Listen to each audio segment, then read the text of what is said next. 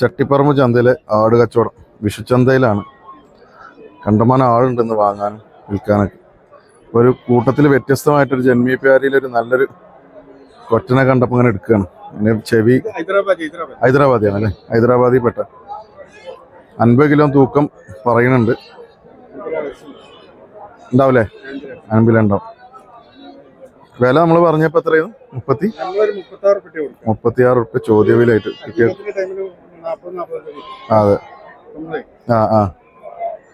തൂക്കപ്പം എത്ര ഉണ്ടാവാ?